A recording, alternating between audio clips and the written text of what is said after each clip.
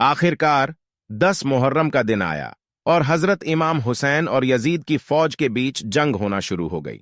जहां एक तरफ यजीद की एक बड़ी फौज थी तो वहीं दूसरी तरफ इमाम हुसैन के साथ सिर्फ 72 लोग थे। इतने में फौज यजीद का हमला शुरू हो जाता है और हर शहीद शहादत का जाम पीता गया। कभी हुर शहीद होते हैं तो कभी कासिम शहीद होते हैं तो कभी अली अकबर शहीद होते हैं तो कभी ओनो मोहम्मद शहीद होते हैं। 3 दिन के प्यासे इमाम हुसैन के घर वाले और तमाम लोग यजीदी फौज से जंग करते रहे और एक एक करके शहीद होते गए। हजरत अब्बास अलमदार से हजरत इमाम हुसैन के 6 महीने के बेटे अली असगर की प्यास नहीं देखी गई। आपने एक मस्कीजा लिया और घोड़े पर सवार होकर नहरे फुरात के किनारे पहुंच गए और आपने एक मस्कीजा भर लिया। लेकिन जब आप पानी लेकर वापस लौटने लगे तो यजीदी फौज ने आपके ऊपर लगातार तीर बरसाना शुरू कर दिया था। हजरत अब्बास जब तक हजरत इमाम हुसैन के खेमे तक पहुंच पाते तब तक यजीदी फौज ने तीर चलाकर हजरत अब्बास अलमदार को शहीद कर दिया था। इस तरह हजरत अब्बास अलमदार शहीद हो गए।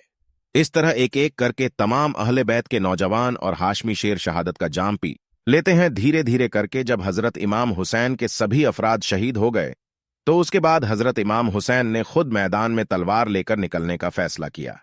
इमाम हुसैन अपनी तलवार से काफी लंबे वक्त तक यजीदी फौज का अकेले मुकाबला करते रहे।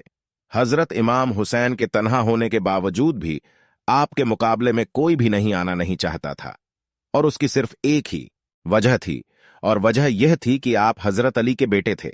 उस वक्त यजीदी फौज का एक कमांडर इब्ने साद को यह यकीन हो चुका था कि हम किसी भी तरह से हजरत अली के बेटे का मुकाबला नहीं कर सकते हैं, इसलिए उसने अपने तमाम फौजियों को इमाम हुसैन के ऊपर एक साथ हमला करने का आर्डर दिया। तमाम लोग हजरत इमाम हुसैन पर एक साथ मिलकर हमला कर रहे थे, लेकिन उसके बावजूद भी इमाम हुसैन लगातार यह साबित कर रहे थे कि बातिल चाहे तादाद में जितने भी हो लेकिन वो हक और सच के मुकाबले में बिल्कुल भी टिक नहीं सकता।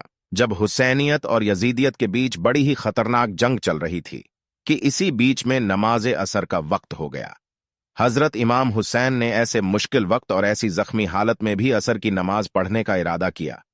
आपने जैसे ही नमाज पढ़ना शुरू किया, यजीदी फौज को वह मौका मिल गया जिसका वह लोग एक लंबे वक्त से इंतजार कर रहे थे, यानी जैसे ही हजरत इमाम हुसैन सजदे में गए, सिमरजिल जोसन ने आपकी गर्दन पर तलवार चलाकर आपके सर मुबारक को जिस्म से जुदा कर दिया।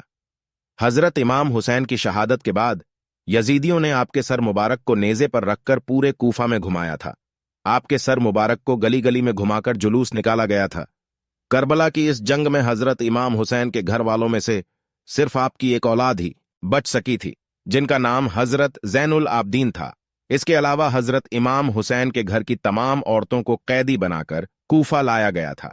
भले ही उस दिन इमाम हुसैन रजी अल्लाह ताला अन्हो को शहीद कर दिया गया था, लेकिन आज भी हजरत इमाम हुसैन रजी अल्लाह ताला अन्हो पूरी दुनिया में कयामत तक के लिए जिंदा है। यजीद डूब गया, शाम के अंधेरे में हुसैन जिंदा है, हर दिल में रोशनी की तरह। दोस्तों, अल्लाह ताला की बारगाह में अल्लाह हम सैयदना इमाम हुसैन रजी अल्लाह ताला अन्हो से सच्ची मोहब्बत करने की तौफीक दे और लिखने या हमारे पढ़ने में या सुनने में किसी किस्म की गलती हुई हो तो अल्लाह इमाम हुसैन रजी अल्लाह ताला अन्हो के सदके में माफ करे।